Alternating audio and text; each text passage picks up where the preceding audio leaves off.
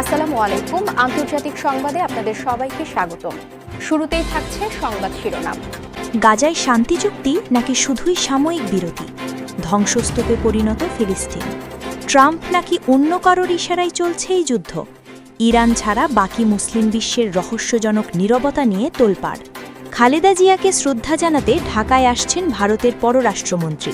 হাসিনাকে সমর্থনের ইতিহাস মুছে ফেলে এটি কি দিল্লির নতুন কৌশল? তারেক রহমানের সাথে বৈঠকের গুঞ্জন এবং বাংলাদেশের সার্বভৌমত্ব নিয়ে নতুন সমীকরণের আভাস। বিশ্ব কি ধ্বংসের দ্বার প্রান্তে?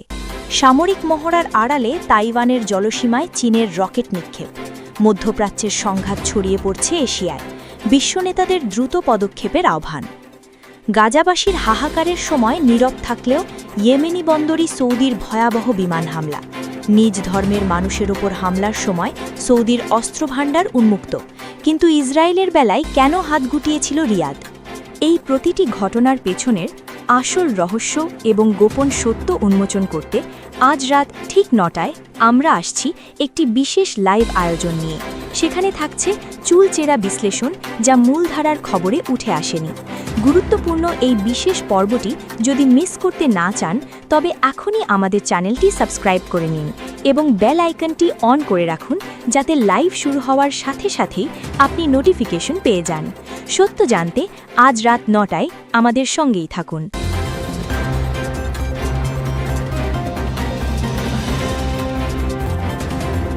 গাজা এবং ইসরায়েলের বর্তমান পরিস্থিতিকে কোনোভাবেই শান্তি বলা চলে না।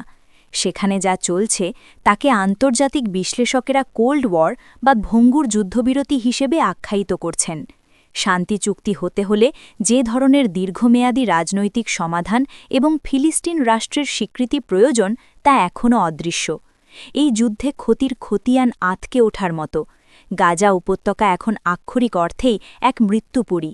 এখানকার ৭০% বেশি অবকাঠামো, স্কুল, হাসপাতাল, মসজিদ এবং হাজার হাজার আবাসিক ভবন মাটির সাথে মিশিয়ে দেওয়া হয়েছে। লক্ষাধিক মানুষ শহীদ হয়েছেন, যাদের বড় একটি অংশ শিশু ও নারী। যারা বেঁচে আছেন তারা পঙ্গুত্ব এবং চরম মানসিক ট্রমার শিকার। অন্যদিকে ইসরায়েলও বড় ধরনের ক্ষতির মুখে পড়েছে। তাদের পর্যটন খাত ধসে পড়েছে, প্রযুক্তি ব্যবসা স্থবির এবং অভ্যন্তরীণ রাজনীতিতে নেতানিয়াহু সরকারের বিরুদ্ধে তীব্র জনরোষ তৈরি হয়েছে। কিন্তু প্রশ্ন হল, এত রক্তপাতের পরেও যুদ্ধ থামছে না কেন? এর পেছনে কলকাঠি নাড়ছে কে? অনেক রাজনৈতিক বিশ্লেষক মনে করেন এই যুদ্ধের পেছনে ডোনাল্ড ট্রাম্প এবং মার্কিন রিপাবলিকান পার্টির কট্টর অংশের একটি বড় প্রভাব রয়েছে। ট্রাম্প হয়তো ক্ষমতায় ফেরার জন্য বা নিজের অস্ত্র ব্যবসার লবিকে সন্তুষ্ট করতে এই সংঘাত জিয়ে রাখতে চান। তবে শুধু ট্রাম্প নন, এর পেছনে রয়েছে পশ্চিমা বিশ্বের বিশাল অস্ত্র বাণিজ্যের স্বার্থ। যতদিন যুদ্ধ চলবে ততদিন তাদের বিলিয়ন ডলারের অস্ত্র বিক্রি হবে। সবচেয়ে বেদনাদায়ক অধ্যায় হল এই যুদ্ধে মুসলিম বিশ্বের ভূমিকা। একমাত্র ইরান এবং তাদের সমর্থিত কিছু গোষ্ঠী ছাড়া গাজাবাসীর পাশে কার্যকরভাবে আর কেউ দাঁড়ায়নি। সৌদি আরব, মিশর, জর্ডান বা আরব আমিরাত, যাদের হাতে অর্থ এবং সামরিক শক্তি উভয়ই আছে, তারা কেবল মৌখিক নিন্দা জানিয়েই দায়িত্ব শেষ করেছে। কেন এই নীরবতা? বিশ্লেষকরা বলছেন এর মূল কারণ ক্ষমতা টিকিয়ে রাখা।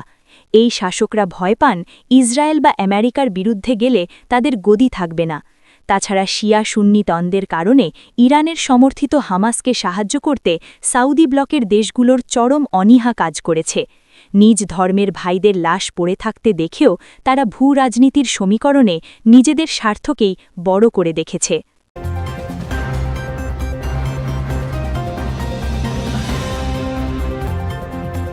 বিএনপির চেয়ারপারসন বেগম খালেদা জিয়াকে শ্রদ্ধা জানাতে ঢাকায় আসছেন ভারতের পররাষ্ট্রমন্ত্রী। খবরটি আপাতদৃষ্টিতে সাধারণ কূটনৈতিক সৌজন্য মনে হলেও এর রাজনৈতিক গুরুত্ব অপরিসীম। দীর্ঘ ১৫ বছর ধরে ভারত বাংলাদেশে একচেটিয়াভাবে আওয়ামী লীগ এবং শেখ হাসিনাকে সমর্থন দিয়ে এসেছে।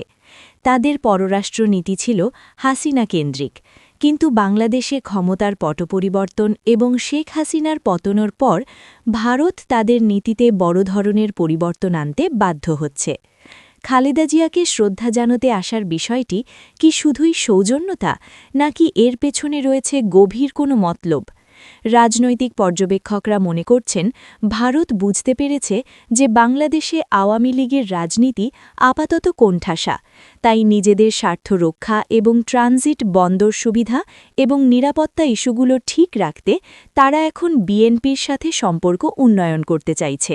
যেমনটা তারা হাসিনাকে ক্ষমতায় রেখে করেছিল, এবার হয়তো তারা বিএনপির মাধ্যমে সেই একই সুবিধাগুলো আদায় করে নিতে চাইবে। জনমনে প্রশ্ন উঠছে, ভারতের পররাষ্ট্রমন্ত্রীর এই সফরের সময় বিএনপির ভারপ্রাপ্ত চেয়ারম্যান তারেক রহমানের সাথে কোনো গোপন সমঝোতা বা আলোচনা হবে কিনা?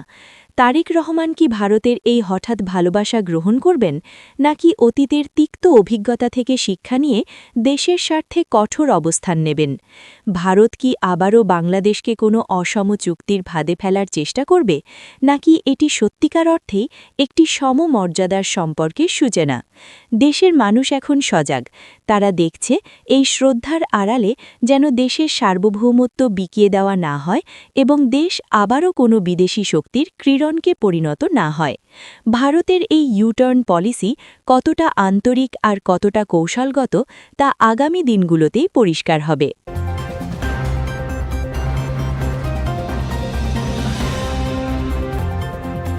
মধ্যপ্রাচ্যের আগুনের আজ এবার এসে লেগেছে এশিয়ায়। সামরিক মহড়ার নাম করে তাইওয়ানের জলসীমায় সরাসরি রকেট ছুড়েছে চীন।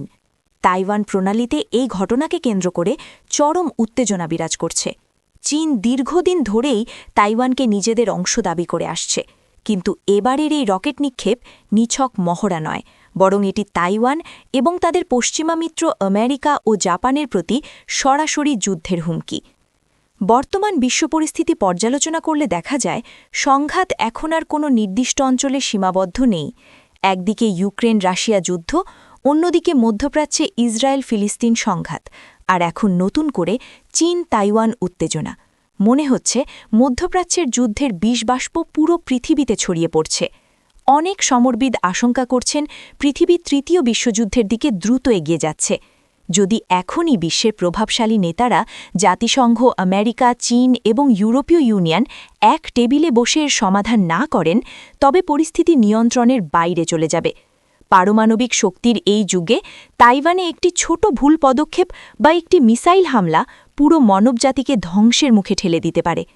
আমরা কি তবে নিজেদের হাতেই এই সুন্দর পৃথিবীটাকে ধ্বংসের দিকে নিয়ে যাচ্ছি? সাধারণ মানুষের মনে এখন একটাই প্রশ্ন, বিশ্বনেতারা কি তাদের ইগো বিসর্জন দিয়ে শান্তির পথ খুঁজবেন, নাকি যুদ্ধের দামামারা মানবতাকে বলি দেবেন?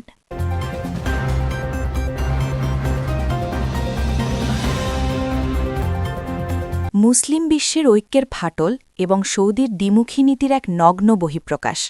সম্প্রতি সৌদি আরবের নেতৃত্বে সামরিক জোট ইয়েমেনের হোদাইদাহ বন্দরে ভয়াবহ বিমান হামলা চালিয়েছে।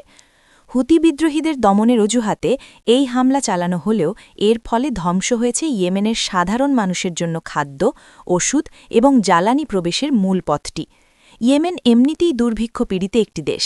এই হামলার ফলে সেখানে মানবিক বিপর্যয় চরম আকার ধারণ করবে। এই হামলাটি আমাদের মনে একটি কঠিন প্রশ্ন জাগিয়ে তোলে।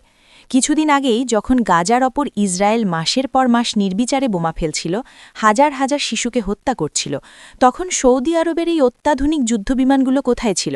তাদের হ্যাঙ্গারে থাকা শত শত বিলিয়ন ডলারের মার্কিন F-15 বা টাইফুন জেটগুলো তখন কেন গাজাবাসীকে রক্ষা করতে ওড়েনি? গাজা তো অবরুদ্ধ ছিল, সেখানে এক বোতল পানি পৌঁছাতেও সৌদি বা আরব বিশ্বকে ইসরায়েলের অনুমতির অপেক্ষা করতে হয়েছে। অথচ সেই একই সৌদি আরব তাদের মুসলিম প্রতিবেশী ইয়েমেনের ওপর বোমা ফেলতে বিন্দুমাত্র দ্বিধা করেনি। বিশ্লেষকরা বলছেন, সৌদি আরবের কাছে উম্মা বা মুসলিম ভ্রাতৃত্বের চেয়ে আমেরিকার সন্তুষ্টি এবং আঞ্চলিক আধিপত্য বজায় রাখা বেশি গুরুত্বপূর্ণ। তারা ইসরায়েলকে চটাতে চায় না, কারণ তাদের ভয় এতে তাদের পশ্চিমা নিরাপত্তা বলয় ভেঙে পড়বে। অথচ ইয়েমেনের মতো দুর্বল দেশের উপর হামলা চালিয়ে তারা নিজেদের শক্তিমত্তা জাহির করছে। এই ঘটনায় প্রমাণিত হয় সৌদি আরবের হাতে অস্ত্র আছে, কিন্তু তা মুসলমানদের রক্ষার জন্য নয়, বরং মুসলমানদেরই রক্ত ঝরানোর জন্য ব্যবহৃত হচ্ছে। গাজাবাসীর প্রতি তাদের এই বিশ্বাসঘাতকতা ইতিহাস কখনোই ক্ষমা করবে না।